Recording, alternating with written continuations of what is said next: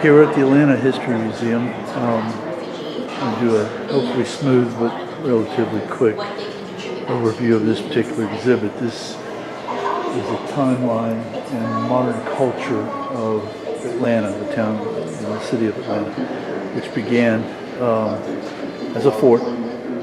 See here, Fort Peachtree. These are various exhibits, artifacts from that time period, and it starts and moves all the way around. Atlanta wasn't named until 1845. Atlanta's claim to fame at that time and during the war was as a rail center. That's why it was important.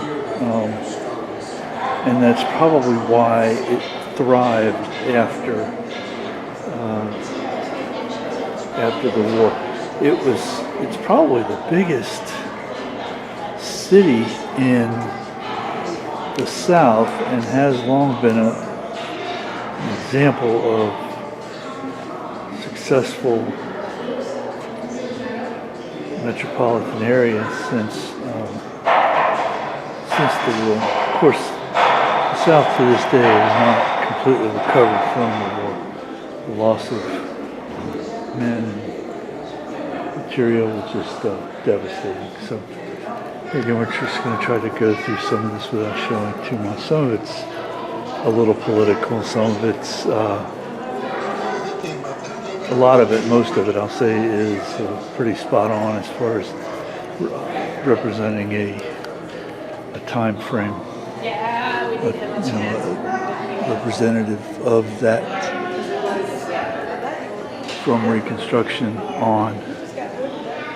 But again, there's a lot of politics here, so is what it is.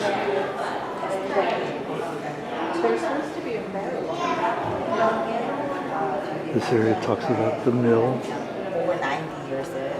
The mill. And the children that work in the mills.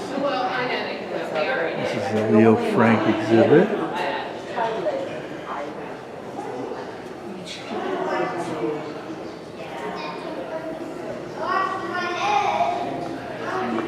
This area talks about the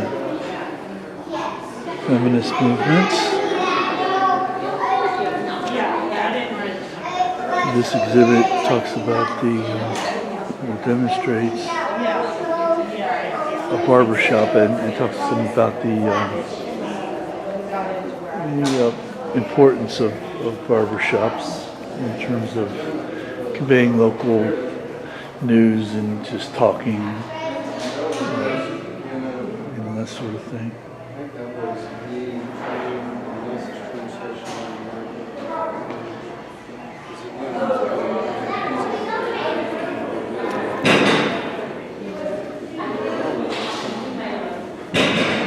Going to be able to see every little thing. For sure, this talks about some of the musical influences of Atlanta. This talks about one of the race riots, the 1906 race riot.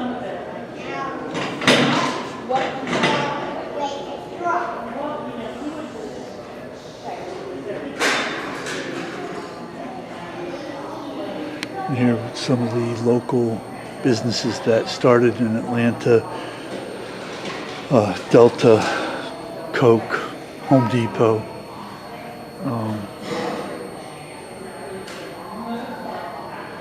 Talks about the New South, and Atlanta, more than anything else, came to personify the quote-unquote New South.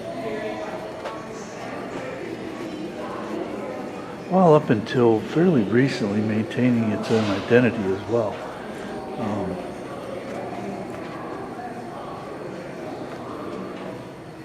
I'd say the last 40 or 50 years it's become much more of a melting pot. And,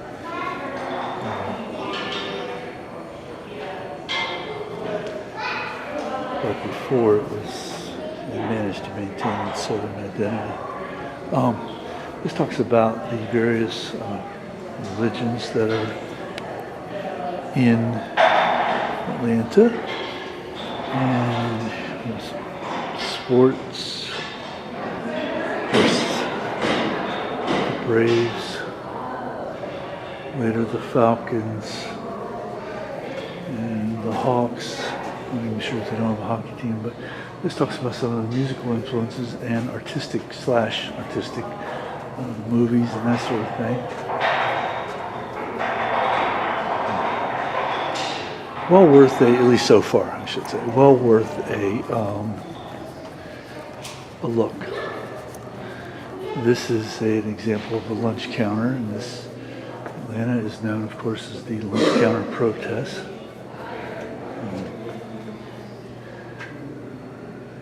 Of course, we're very near where Martin Luther King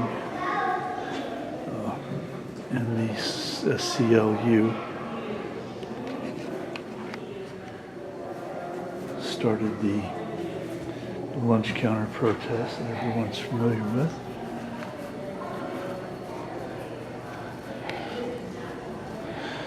Oh, here we go. We have a little timeline of Falcons, Hawks, female team, no hockey team, I guess, female basketball, soccer, and the baseball team. So that's just a brief overview of this particular exhibit.